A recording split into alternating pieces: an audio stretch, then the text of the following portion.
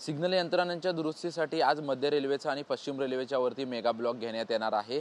सकाळी 10:35 पासून ते 4:35 पर्यंत पश्चिम रेल्वेच्या चर्चगेट ते मुंबई सेंट्रल या स्थानकावरती मेगा ब्लॉक घेण्यात येणार आहे। तर मध्य रेल्वेच्या मुख्य मार्गावरती छत्रपती शिवाजी महाराज टर्मिनस ते विद्या विहार इथपर्यंत जो आहे तो मेगा ब्लॉक घेण्यात येणार आहे।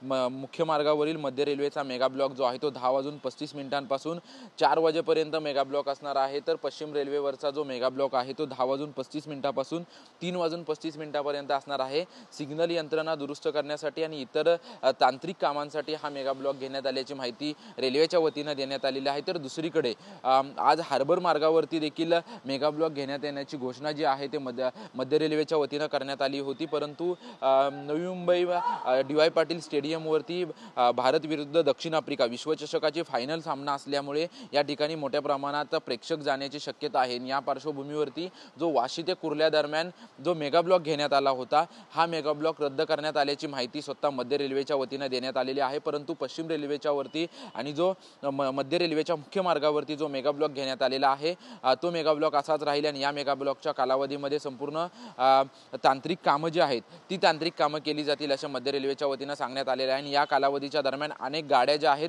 त्या गाड्यांवरती लांब पल्ल्याच्या गाड्यांवरती देखील परिणाम होण्याची शक्यता वर्तवण्यात येते। त्याचसोबतच जी जलद गतीची वाहतूक आहे ती जलद गतीची वाहतूक धीम्या मार्गाने धावेल असं देखील मध्य रेल्वे आणि पश्चिम रेल्वेच्या वतीने सांगण्यात आलेले आहे। त्यामुळे अप आणि डाऊन दिशेकडे जाणाऱ्या सर्वच गाड्यांवरती आज मेगा ब्लॉकचा परिणाम जो आहे तो मेगा ब्लॉकचा परिणाम होणार आहे। सकाळी 10:35 पासून ते 3:35 पर्यंत पश्चिम रेल्वेचा मेगा ब्लॉक असणार आहे। तर सकाळी 10:55 पासून ते 4 पर्यंत हा मध्य रेल्वेचा मेगा ब्लॉक असणार आहे। त्याच्यामुळे प्रवाशांनी आणि विशेष करून मुंबईकरांनी वेळापत्रक बघूनच बाहेर पडावं असं आवाहन जे आहे ते रेल्वेच्या वतीने करण्यात आलेलं आहे।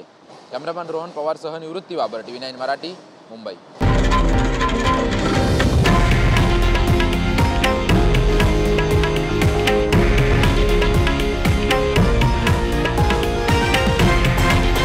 हे आहे देशातील नंबर 1 न्यूज नेटवर्क आणि आपण पाहत आहात TV9 मराठी, एकमेव।